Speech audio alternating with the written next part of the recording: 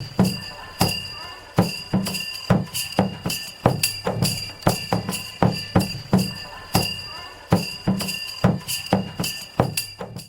कहानी एक खाना बदूश कबीले के नौजवान रहीमों की है। उसके वालिदैन ने दूसरे खाना बदूश कबीले से उसकी शादी गुलाबो नामी लड़की से कर दी।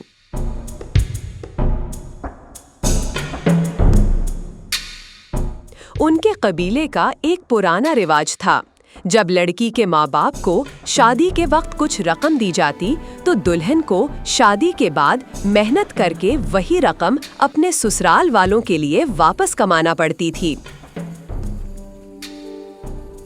गुलाबो को ससुराल आए अभी 10-12 दिन ही हुए थे कि उसकी सास बशीरन ने एक सुबह उसे आवाज दी। ए लड़की, अब आराम बहुत हो गया, आज से मेरे साथ काम पर चलेगी। गुलाबो ने फौरन सर हिलाया और तैयारी करने लगी। थोड़ी देर में वो रंग बिरंगे कपड़ों में तैयार हो गई। उसने सुर्ख घाघरा और चोली पहनी हुई थी, जिस पर छोटे छोटे शीशों की कढ़ाई चमक रही थी, और ऊपर से चमकता हुआ दुपट्टा ओढ़ लिया। फिर वो अपनी सास के पीछे पीछे चल पड़ी। उन लोगों का पेशा ये था कि वो गलियों और महल्लों में जाकर दफली की थाप पर नाच गाना करते और लोगों से कुछ पैसे मांगते।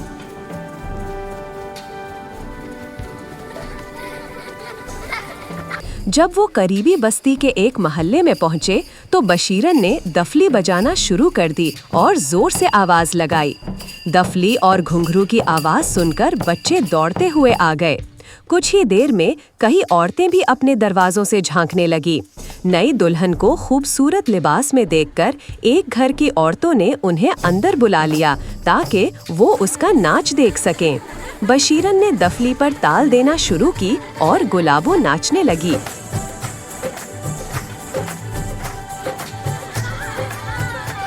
लेकिन उसकी सास को उसका नाच पसंद न आया।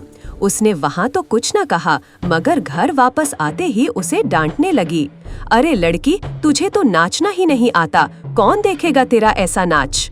गुलाबो जरा होशियार थी, वो फौरन बोली, माँ जी, मैं तो ठीक नाच रही थी। असल में हम तो खुले मैदानों में नाचने के आदी हैं। वहाँ इस घर का आंगन ही टेढ़ा था, इसलिए मेरे कदम ठीक नहीं उठ सके।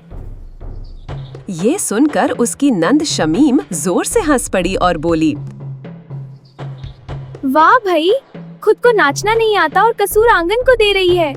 इसी वाक़े से एक मशहूर कहावत जन्म लेती है, नाच न जाने आंगन टेढ़ा। यानी जब कोई शख्स अपना काम ठीक तरह न कर सके और अपनी गलती मानने के बजाय किसी और चीज को इल्जाम दे तो लोग यही कहावत बोलते हैं, नाच न जाने आंगन टेढ़ा।